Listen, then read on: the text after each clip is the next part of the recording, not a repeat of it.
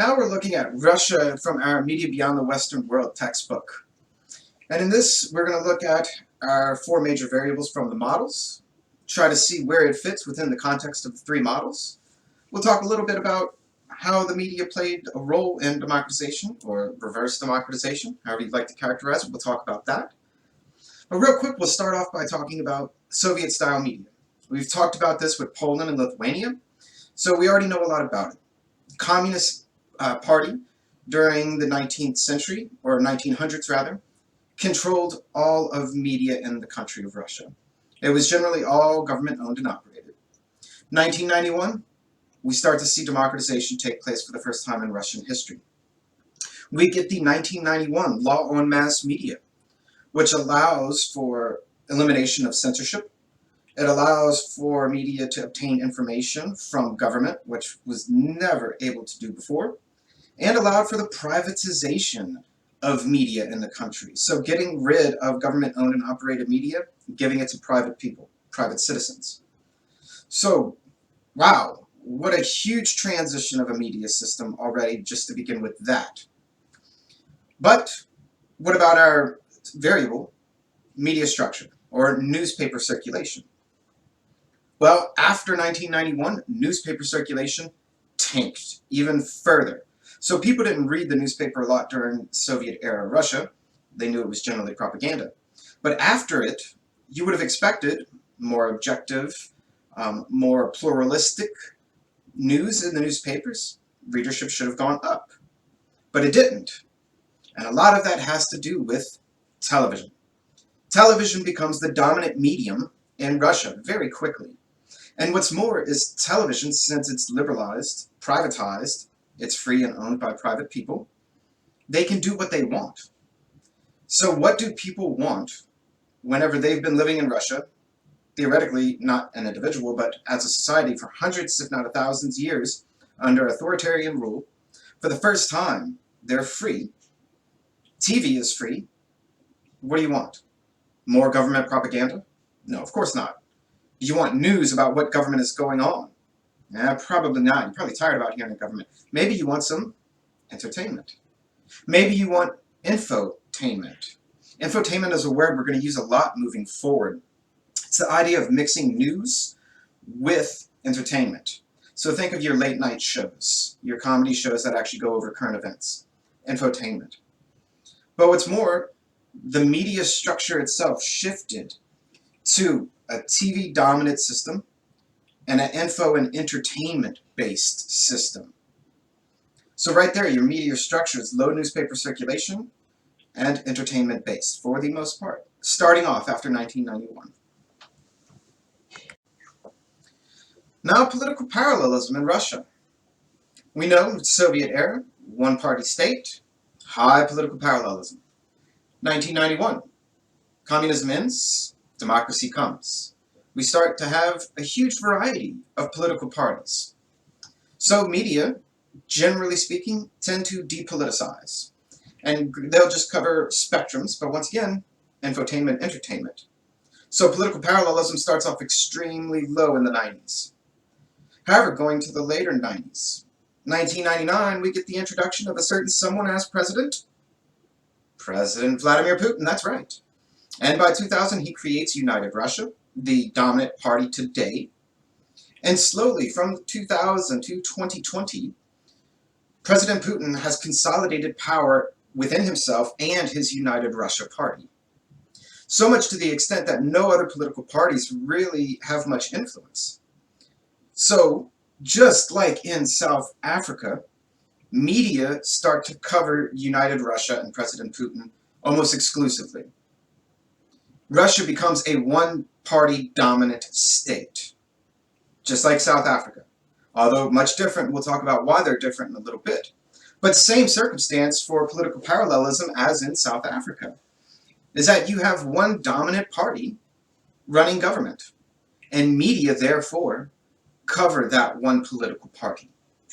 So you have high political parallelism in Russia, although not for the same reasons that our models actually talk about. Now, what about role of the state in Russia? Well, let's go ahead and already say it. It's high. very high, but in a very specific and different way than we've seen in other countries. So, already giving you a spoiler alert, Russia by the 2000s is no longer a democracy. It keeps on democratic backsliding and sliding and sliding, right, to where it is today, which we'll talk about again in a moment. But what role does government play at first in media and moving forward through the 2000s? Well, remember, the 1991 law on mass media said no censorship, give media corporations access to information, and privatization. All right, so great. That's a good starting setup for democracy and media. Now, what do we also know about media? They went strong towards entertainment and infotainment and away from covering news. They depoliticized. Well, for President Putin and United Russia, this works out very good for them because they can do whatever they want in government and media are not covering it. Why are media not covering it? Because media are free. They are commercialized. Therefore, they are sustained off of revenue. Revenue from where? Consumers. How do you keep that revenue flowing? You give consumers what they want. What do consumers want? Entertainment and infotainment. So all throughout that process, this depoliticizes media, and it kind of creates this smokescreen for government to do as it pleases, and no one is all the wiser. And slowly, Putin uses this over time to consolidate more and more power in himself. Now, of course, eventually people do start to wisen up to this. They start to see, especially in 2008, when President Putin was term limited out for his second term as president, and he swapped. He went to be prime minister, and the prime minister went to be president. And during those 4 years of him being prime minister, he rewrites the Constitution to where he can come back for 2 more terms, and those 2 more terms are 6 more years each, instead of 4 years. So people are like, whoa, whoa, whoa, United Russia, what are you doing here? But it's already too late. He's consolidated power in United Russia, in the Kremlin, and he gets all of this done. And by 2012, he comes back as president for a 6-year term instead of a 4-year term. And then what does government do at this point as far as intervening in media? Defamation lawsuits, just like we saw in South Africa and other places. Going against the 1991 law on mass media, they are denying people and media corporations access to government information. And what's more is they're going around buying up local newspapers and broadcasting and radio stations all over the country and rural areas that are having trouble surviving and sustaining their profit margins. So government is starting to own more media corporations at this point. So very quickly we can see that it did not take long at all for United Russia and President Putin to increase media and state relations. Part of it, though, is because the people were tired of listening about government. And we'll keep talking about this as a theme as we move forward. Now let's look at our last variable, journalistic professionalism. How would we characterize Russia in this? Well, right off the bat, you should know it's low. If you look at political parallelism and the dominance in the coverage of United Russia, it's not good for journalistic integrity. If you look at role of the state and scare tactic of defamation lawsuits and how it can cause journalists to self-censor, not good for journalistic integrity.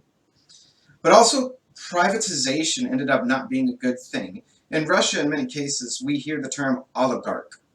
And what is an oligarch? An oligarch is an individual or a small group of individuals that own a company that generally dominates whatever industry it is in.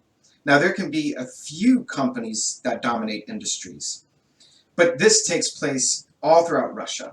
And one of the oligarchs is centered in media. And it's where you just have a few individuals who run all media or almost all of media in Russia. Now, this is privatized, okay? I'm not talking about government-owned media. And what we see is that many of these oligarchs, over time, witness Putin's response to other oligarchs in other industries, like gas and oil, for instance. Putin goes and he nationalizes the gas and oil industry and moves those oligarchs out, arrests quite a few of them, and makes them government businesses. Media oligarchs see this and they know, I don't want this to happen to me. so I better fall in line.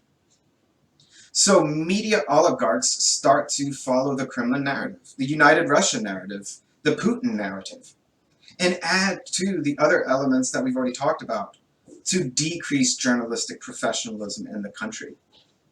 And journalists today are extremely afraid of being critical of the government. Fear of what we call the black bag special, where SWAT teams completely masked in helmet raid your house, put a black bag over your head, and march you out and you disappear. Right? Western journalism covers this whenever it happens. But that's the cases that we can see that it happens.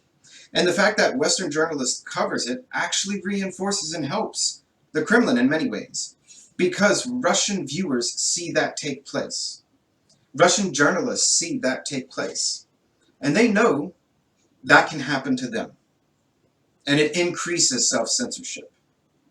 And therefore, journalistic professionalism remains low. Now let's put our four variables together and see where Russia falls into our models from the West. We have newspaper circulation is low. Political parallelism is high. Role of the state, high. Journalistic professionalism, low. That fits perfectly to the polarized pluralist model. Well, fantastic. We finally have a country that matches up perfectly with our models from the West. So now our models are generalizable. It's a wonderful day, is it not? Oh wait, no. The author says this isn't right. The polarized pluralist model is a model based off of democratic countries. The media and Russia are not free. Russia is not a democracy. Red flag, huge issue. We just characterized the media system in Russia the same as France, Italy, Portugal, and Spain. Wow, that's pretty crazy. That says there's definitely some flaws with these models in trying to expand them outside of the Western world. The author says what we need to start thinking about doing is creating a neo-authoritarian model. And what is neo-authoritarianism? Neo-authoritarian regimes, they are authoritarian regimes. However, they have the institutional setup of a democracy. They have an executive, they have a legislature, they have a judiciary, they have the bureaucracy and set up to where you think it looks just like a democratic country. President, Congress, Prime Minister. However, it acts completely as an authoritarian regime. Hence, neo-authoritarianism. China does not joke with anyone and says, hey, we're communist, authoritarian regime, not democracy. Russia, they say, hey, look, democratic institutions, we're democracies. But they're not. That's neo-authoritarianism. The author says you need to create a model that can take that into an account when describing media systems around the world. And where's Russia at today? Where's Freedom House, Reporters Without Borders? Well, Freedom House has given Russia a 20 out of 100 the past 2 years in a row, meaning not free category. Reporters Without Borders have given them the ranking of 149 out of 180 countries across the world. Means media freedoms, not there. Russia and President Putin and United Russia have continued attacks on the internet, on bloggers, arresting them. Also, right now, they're in the midst of shifting how their internet is formatted and structured. And they're adopting a Chinese internet model to where all internet comes through government-run servers. So all information that Russian citizens would have access to goes through the government first. And right before certain things hit that are going on right now in the world, there was about to be a constitutional amendment, a vote for it, that would allow Putin to run for 2 more consecutive terms. So theoretically, if and when he wins that election, which, spoiler alert, he will be able to run the country from 1999 to 2036. It's 37 years of President Putin and United Russia. What is the media system like in Russia? It's authoritarian-like. But we need to think more about this neo-authoritarian model and the possibility for it in the future, and with other countries. Are all neo-authoritarian countries just like Russia? Or are there also differences there? This is something we'll definitely talk about in the forums.